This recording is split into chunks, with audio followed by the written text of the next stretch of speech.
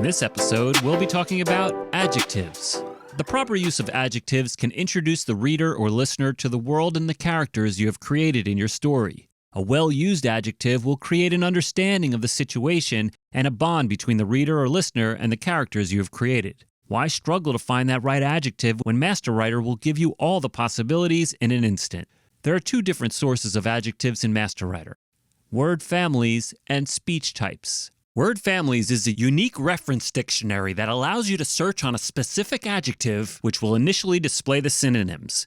We'll begin with the word furious, which has 3 different usages.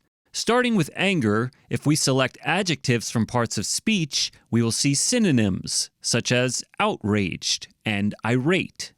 However, using the extended filter will give you descriptive words that are not technically synonyms, but can be used to replace the adjective searched on in a more colorful and imaginative way.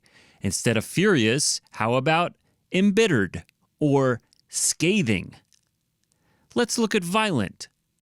Under primary word type adjectives, we find synonyms such as raging or turbulent.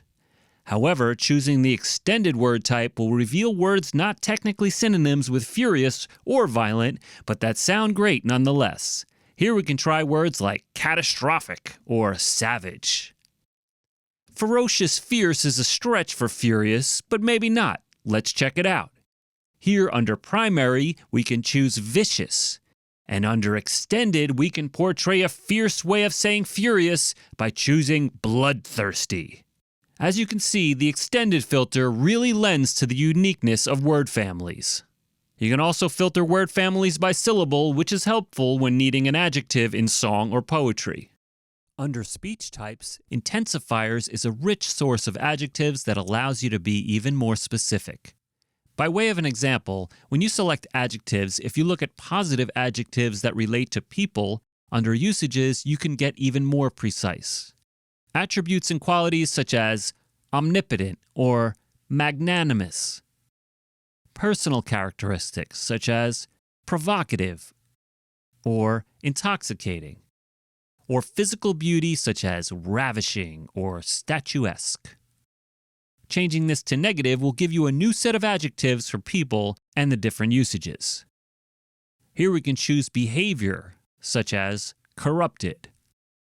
Personal such as despondent, or to describe reckless people with words like impetuous and unrestrained. Selecting neutral will give you adjectives that are not necessarily positive or negative, such as essential, extensive, or irrelevant. We would like to remind you that although we are focusing on adjectives in this tutorial, the other parts of speech are also a rich source of descriptive words, especially verbs. A quick example of this is when you select verbs, you may choose the root, plural, past tense, or ing. When you select positive people using a past tense verb, the subcategories under usages will allow you to be specific. In this example, we'll choose the support motivate usage and find descriptive words such as galvanized and mesmerized. Another source of descriptive words can be found in alliterations. Even though the primary purpose of this dictionary is to alliterate, it is also a comprehensive source of descriptive words. You can select the part of speech and under word type, choose positive, negative, moderate, or intense to be more specific.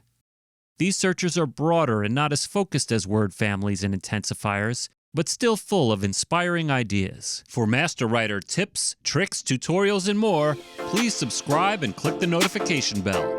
Thanks for watching.